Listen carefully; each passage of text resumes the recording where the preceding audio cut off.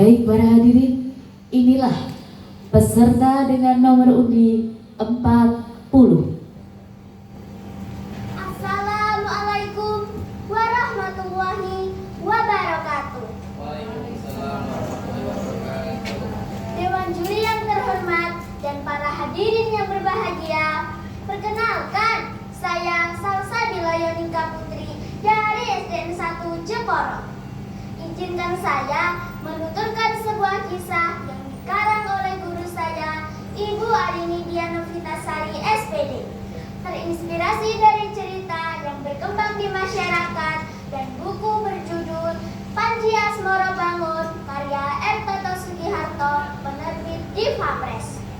Kisah tersebut berjudul Cahaya Ndrokilo, Jejak Sekar Taji dan Tari Kedaok Leng Wonogiri.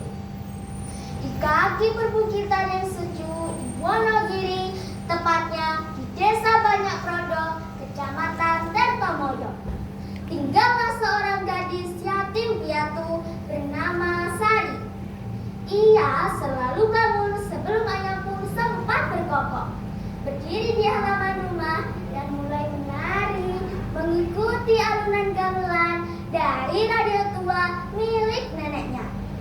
Ia selalu berharap dapat bertemu kedua orang tuanya, meskipun sebentar untuk melepas rindu yang pilu.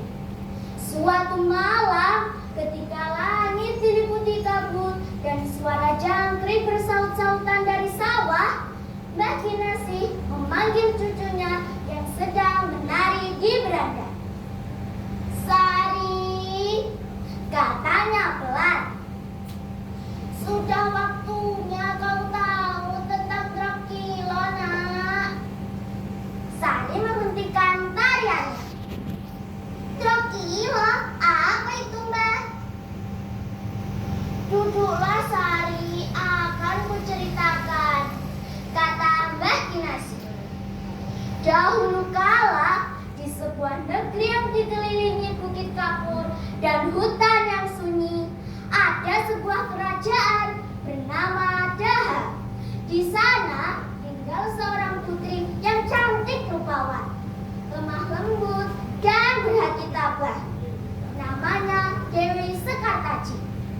Sekartaji mencintai seorang pangeran gagah berani bernama Raden Panji Asmoro Bangun. Mereka bertunangan dan semua rakyat bersuka cita. Tapi takdir berkata lain. Perang meletus dan Panji menghilang lenyap entah kemana. Dewi Sekartaji menunggu dan menunggu, namun Panji tak pernah kembali.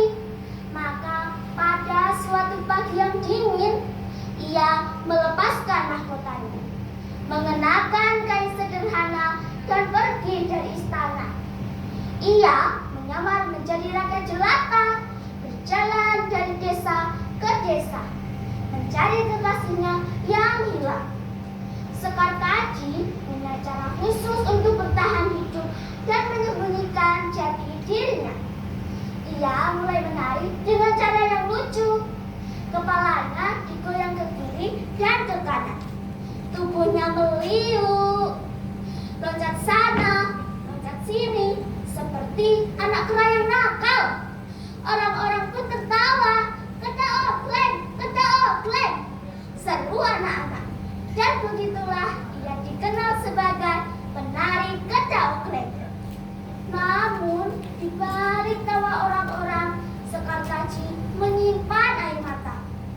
Ia menari bukan untuk menghibur, tapi untuk bertahan dan berharap Panji melihatnya.